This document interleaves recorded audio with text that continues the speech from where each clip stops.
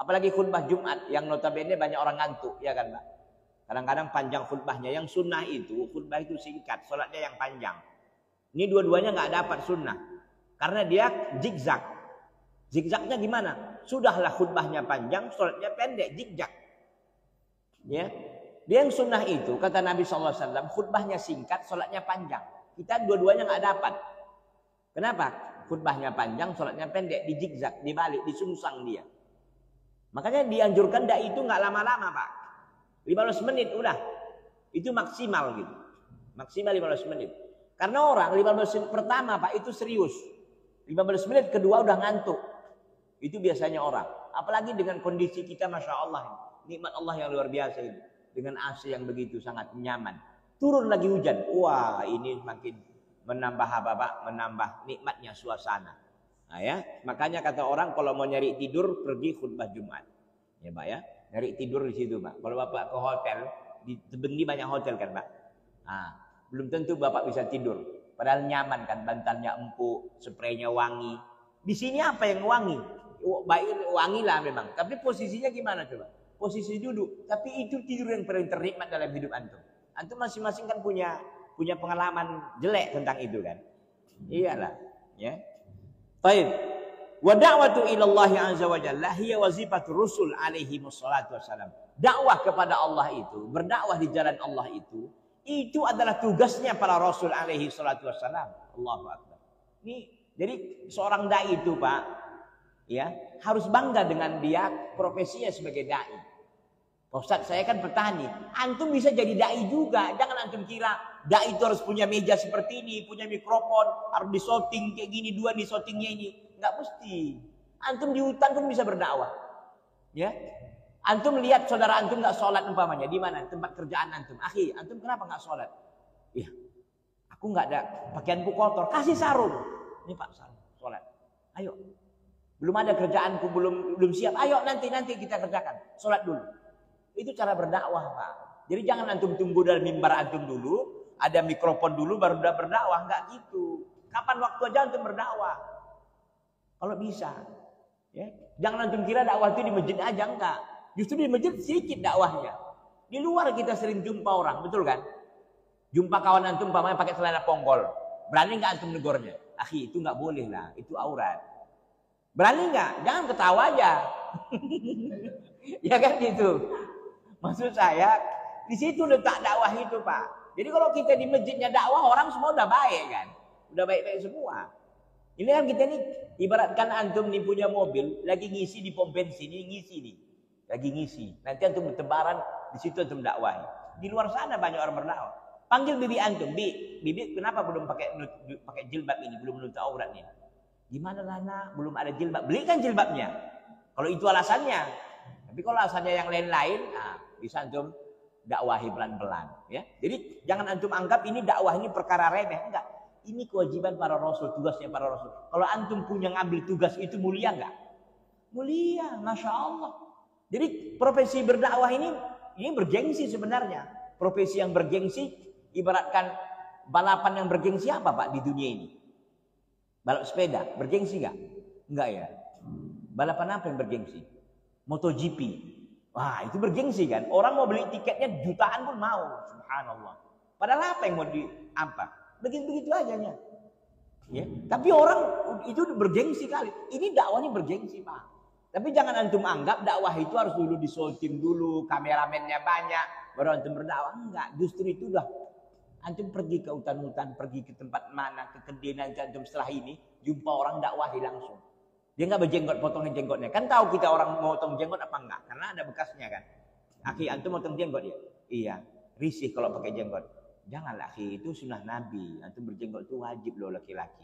Enggak boleh. Antum mau enggak seperti wanita? Oh, enggak mau lah.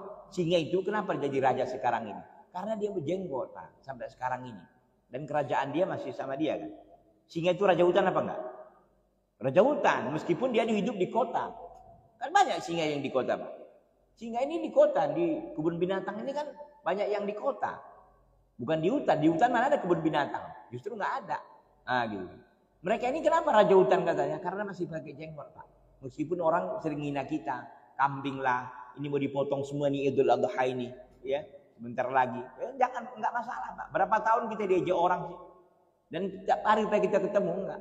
Masing-masing nanti kita mempertanggungjawabkan amalan kita, Pak. Kita bisa ketawa-ketawa sekarang. Kalau kita sudah mulai sakit makin parah. Gimana coba? Detik-detik udah mau meninggal. Apalagi dokter bilang, ini enggak lama lagi, Pak. Ya, karena memang udah ininya menurun terus, apanya? Ininya menurun terus. Antum dengar pula itu. Wah, gawat. Dan biasanya dokter nggak cerita kayak gitu ya. Tapi katanya dokter kadang-kadang lepas semua katanya ininya.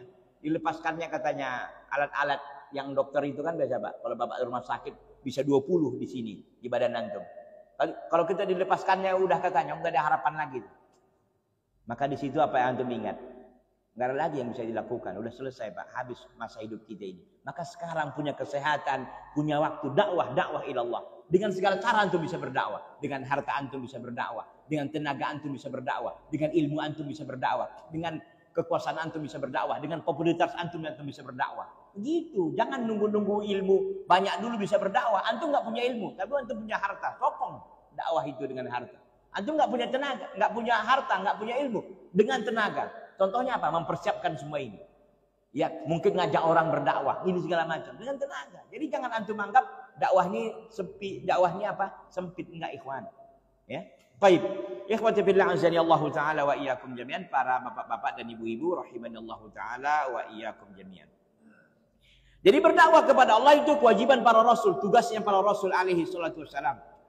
Wa tariqatun man tabi'ahum. Ya. Wa tariqatu man tabi'ahum bi ihsan, dan itu jalan orang-orang yang mengikuti mereka dengan kebaikan. Jalan mereka-mereka yang mengikuti para rasul dengan kebaikan, jalan mereka itu adalah berdakwah di jalan Allah. Fa idza arafa al-insan ma'budahu, kalau seorang manusia mengetahui yang disembahnya, wa nabiyahu, dan mengenal nabinya, wa dinahu, dan agamanya, wa manallahu alaihi bitaufiq bidzalik, dan Allah memberikan ya kepadanya dengan taufiknya dari Allah, fa inna alaihi sa'ya fi inqadhi ikhwanihi bi da'watihim ila Allah azza wa jalla. Maka kewajiban dia adalah menyelamatkan saudara-saudaranya dengan dakwah, dengan mendakwahi mereka kepada Allah Subhanahu wa taala. Artinya, ketika antum akhi sudah dapat hidayah, sudah antum sampai di titik ini, Masya Allah. Ini titik yang luar biasa, Pak. Nikmat iman dan Islam, nikmat sunnah, Masya Allah. Antum kalau sudah sampai di titik ini, antum sudah kenal dengan Allah, kenal dengan Nabi, agama. Ini semuanya taufik dan pemberian dari Allah. Maka kewajiban antum adalah menyelamatkan saudara-saudara antum yang belum kenal seperti antum kenal ini. Itu, Pak, kewajiban antum.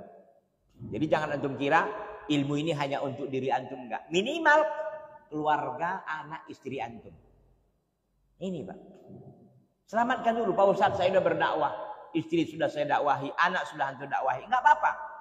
Kalau antum sudah berdakwah dengan anak, istri enggak mau juga ikut mereka, enggak masalah. Karena ada juga, Pak, hatta Nabi pun dikhianati oleh istrinya. Seperti yang terjadi kepada Nuh dan Lut. Ayahnya seperti Nabi Ibrahim. Ya, ada juga anaknya seperti Kan'an dengan Nabi Nuh. Nggak ada masalah, tapi itu setelah ijtihad, udah usaha keras. Antum dakwah aja enggak. Gimana mau bibi antum, ya ada ipar antum berhijab umpamanya, mau ngaji umpamanya, orang dakwah antum aja enggak ada. Tapi ketika dakwah antum sudah sampaikan, tapi mereka menolak, udah. Kewajiban antum sudah selesai. Ya, baik. Jadi begitu dia. Ketika antum sudah punya ilmu, sebarkan ilmu itu kepada saudara-saudara antum untuk mereka ini selamat ya di negeri akhirat kelak.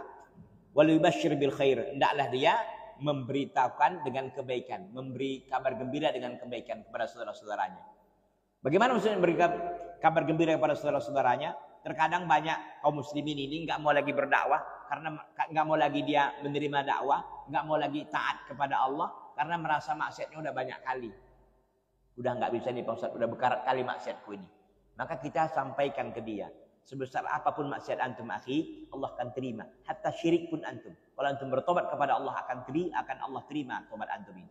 Begitu. Jadi kita beri kabar gembira. Bagi mereka yang banyak maksiatnya, kita sampaikan bahwa pintu tobat itu terbuka senantiasa. Bagi mereka yang sudah banyak amalnya, kita berikan mereka ini motivasi agar terus mempertahankan amalannya dan menjaga keikhlasannya. Bagi mereka yang belum, sampaikan bahwa Allah Maha Pengasih, Maha Pengampun. Semua dosa akan Allah ampuni, hatta kesyirikan iya, ketika orang yang bertaubat sebelum dia meninggal dunia. Ya, itu dia ikhwati billah azani Allah taala wa iyyakum.